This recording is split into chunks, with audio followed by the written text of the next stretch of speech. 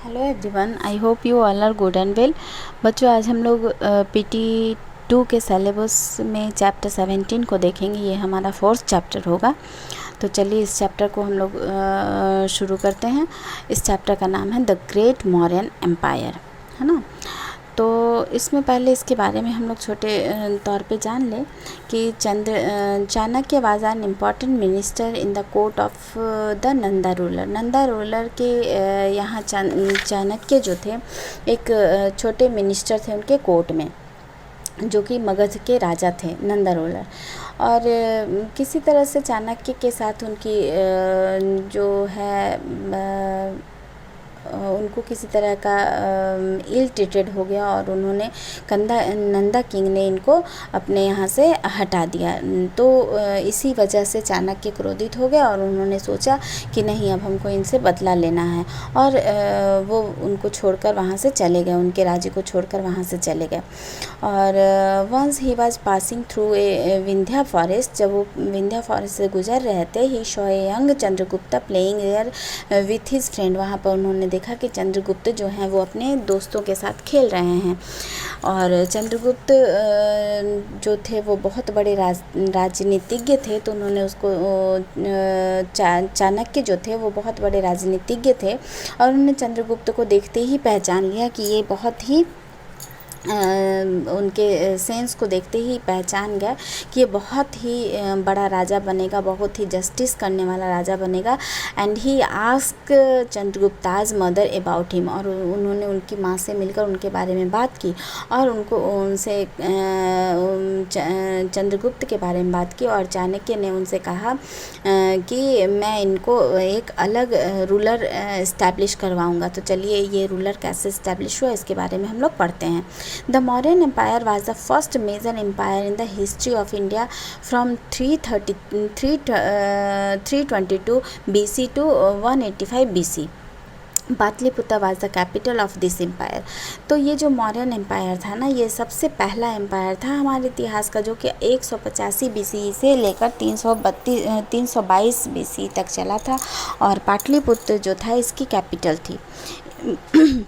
Important ruler of this dynasty व चंद्रगुप्त मौर्य। और इनके जो सबसे इम्पॉर्टेंट रूलर थे, सबसे इम्पॉर्टेंट शासक थे, वो थे चंद्रगुप्त मौर्य। इनको कौन खोजा था? इनको चाणक्य ने खोजा था। चाणक्य कहाँ से निकल कर खोजे थे? तो नंदा रूलर के यहाँ से निकल कर इन्होंने जब विंध्या फॉरेस्ट के तरफ से गुजर रहे थे तभी इन्होंने इनको ढूंढा था।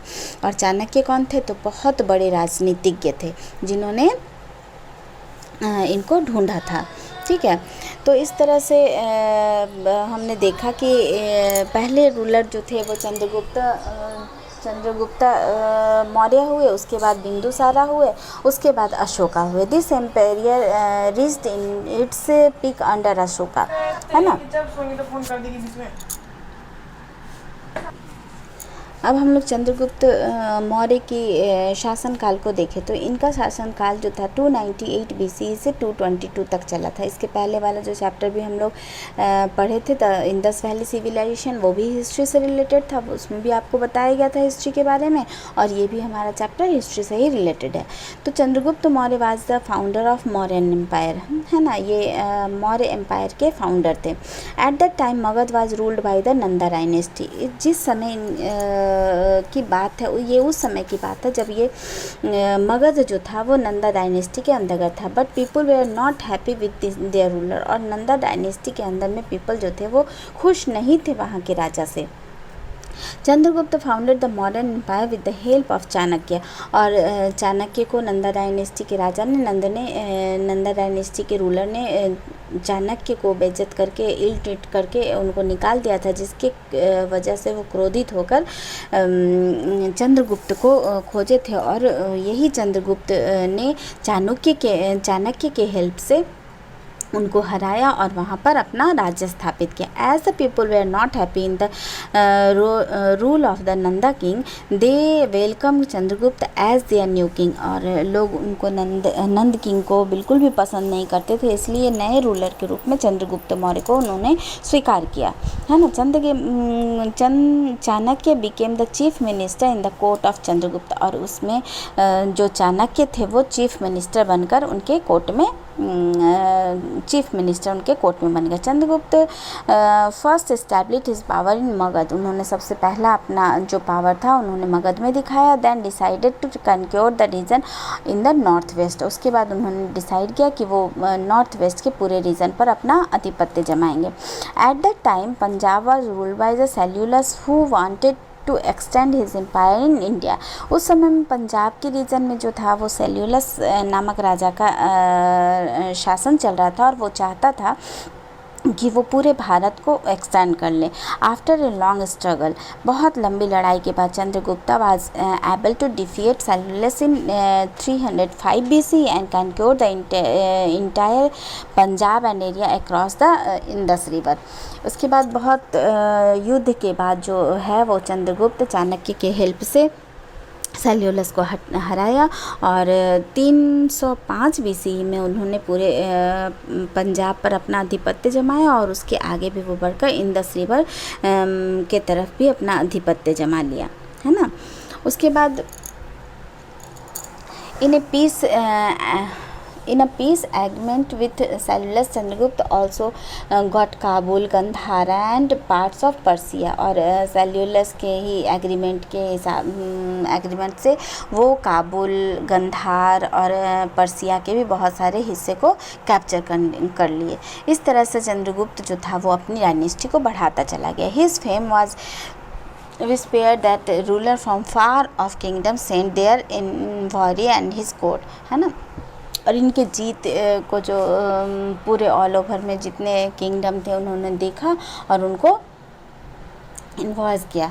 Chandragupta also conquered parts of central India, है ना। सेंट्रल इंडिया पर भी उन्होंने अपना आधिपत्य जमाया। After ruling for about 25 years, 25 साल रूल करने के बाद he became a Jain ascetic and left his throne to his son Bindusara. 25 साल के रूलिंग के बाद, एम्पायर होने के बाद, शासन करने के बाद उन्होंने क्या किया कि अपने डायनेस्टी को छोड़ दिया, है ना, और जैन धर्म के प्रवर्तक हो गए और उन्होंने अपने बड़े पुत्र बिंदुसारा को अपना राज्यभार सौंप दिया। अब बिंदुसारा की डायनेस्टी जो चलती है वो 273 BC से लेकर 297 तक चलती है। तो बिंदुसारा ने एक्सटेंड किया द मौर्यन एम्पायर, है ना, क्योंकि इन्होंने भी अपने पापा की तरह ये भी बहुत ज़्यादा हिम्मती थे, तो इन्होंने अपने एम्पायर को एक्सटेंड किया साउथवर्ड की तरफ से और इंडियन पेनिसुला की तरफ से अप टू मैसूर तक, है ना। ही कनक्योर 16 स्मॉल किंगडम, और वो 16 छोटे छोटे किंगडम को जीत लिए, दस एक्सटेंडिंग हिज एम्पायर फर्दर। और इस तरह से उनका एम्पायर बहुत ज़्यादा एक्सटेंड हो गया बहुत जल्दी ही। The only reason that were left out on the Indian subcontinent were that of Kalinga. और बस एक ही रीज़न उनके इंडियन सब कंटिनेंट में बच गया, तो था कलिंगा, जो आज की डेट में उड़ीसा कहलाता है ना। और kingdom to extend south of the Indian peninsula as the southern kingdom were friendly. और साउथर्न जो किंगडम थे वो उनके साथ में दोस्ताना व्यवहार करने लगे। Bindusara did not conquer them, इसलिए उन्होंने उनको कैप्चर नहीं किया। But the kingdom of Kalinga was a problem for the Mauryan empire. लेकिन जो कलिंगा को यानी उड़ीसा को वो नहीं जीत पाए, तो वो क्या करने लगे, वो मौर्यन एम्पायर को प्रॉब्लम करने लगे, क्योंकि उड़ीसा वालों का यानी कलिंगा वालों का कहना था कि हम हार जाएंगे लेकिन अपनी डायनेस्टी को ऐसे नहीं सौंपेंगे। आफ्टर बिंदुसारा के बाद his son Ashoka sat on the throne of Pataliputra. Ashok की डायनेस्टी चलती है 232 BCE से लेकर 273 BCE तक।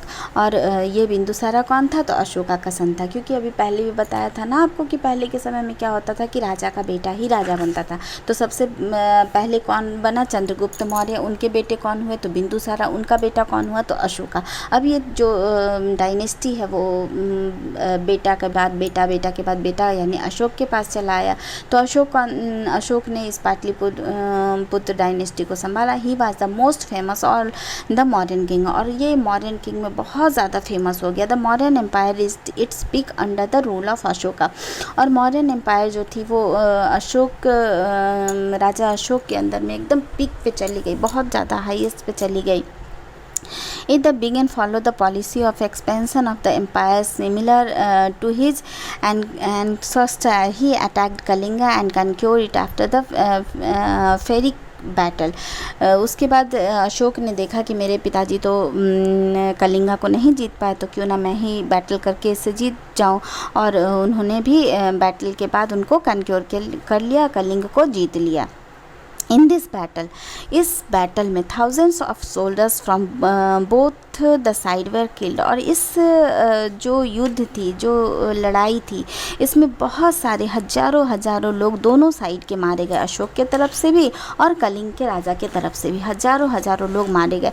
This scene of bloodshed change Ashoka's heart. और जब अशोका उस लड़ाई के मैदान पे गए तो उन्होंने वहाँ पर जो खून की नदियाँ देखी, क्योंकि हजारों लोगों के मरने से, क्योंकि उस वक्त तो लड़ाई तलवार से होती थी, तीर धनुष से होती थी, तो तलवार से जो किसी के सर कट गए, हाथ कट गए वगैरह से जो लोग मारे गए थे, तो उनकी जो लाशें बिछी हुई थी और उनके शरीर से जो खून की धाराएं निकल रही थी, अशोक के सिपाहियों के भी और कलिंग के राजा के सिपाहियों की भी। तो ये जो खून का जो नदी अशोक ने देखा, उसने अशोक के हार्ट को चेंज कर दिया, राजा अशोक के हार्ट को चेंज कर दिया। The war of Kalinga became the turning point of the life of Ashoka. और यही हो गया अशोक के टर्निंग पॉइंट, लाइफ के टर्निंग पॉइंट हो गया। मतलब अशोक एकदम अंदर से विचलित हो गया कि बाप रे बाप, इतना मैंने खून खराबा कर दिया, इतने लोगों को मरवा डाला। He was not to fight any war in future. और उसने वहीं पर ये कसम खाया, यही सोच लिया कि अब मैं फ्यूचर में कभी भी लड़ाई नहीं करूँगा। इंस्टेंटली अशोका वाज ए वैदिक Hindu, but after the wall of Kalinga he became a follower of Buddhism. और उसके बाद अशोक जो थे वो तो थे हिंदू, लेकिन इस कलिंग के युद्ध के बाद उसने बुद्धिज़्म को अपना लिया। He maintain his empire which is had the interior from his father and followed the path of non violence. और उन्होंने अपने पिता की डायनेस्टी को, अपने दादा की डायनेस्टी को चलाया, तो लेकिन उन्होंने उसको नॉन वायलेंस, जैसे गांधी जी ने नॉन वायलेंस किया था ना, आप लोगों को पढ़ाया था ना कि गांधी जी का कहना था कि नहीं, अहिंसा मत करो, हिंसा के पथ पर चलो, अहिंसा के पथ पर चलो, हिंसा मत करो। बस वही नॉन वायलेंस इन्होंने भी अपना लिया for this rest of his life. और उन्होंने जीवन भर के लिए इस अहिंसा के पद को अपना लिया कि मैं अब कभी भी युद्ध नहीं करूँगा, लड़ाई नहीं करूँगा, मार काट नहीं करूँगा।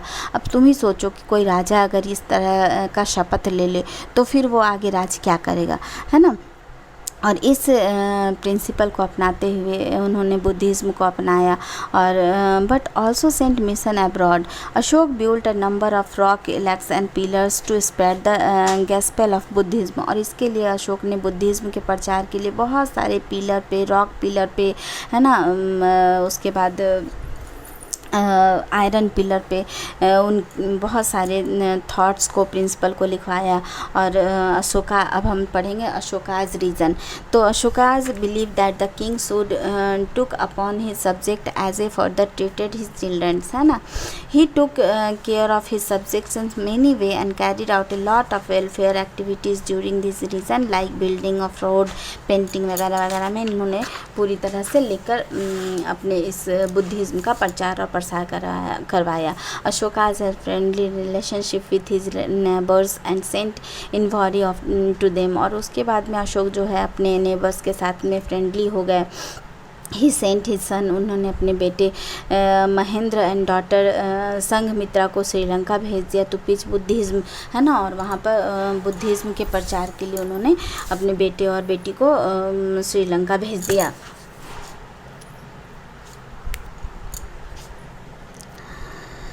He also propagated Buddhism to the Cholas and Pandyas kingdom, which were located on the southernmost part of the Indian peninsula. Ashoka ruled for about 40 years, और इस तरह से अशोका ने लगभग 40 वर्ष तक रूल किया, और उसमें इन्होंने बुद्धिज़्म का बहुत ही ज़्यादा प्रचार और प्रसार करवाया, जो कि आप यहाँ पर भारत के नक्शे पर देख पा रहे हो। तो आई होप ये चैप्टर आपको समझ में आएगा। घर पे रहिएगा, सुरक्षित रहिएगा और पढ़ाई करके इस लेक्चर को सुनिएगा, समझिएगा। Okay, bye.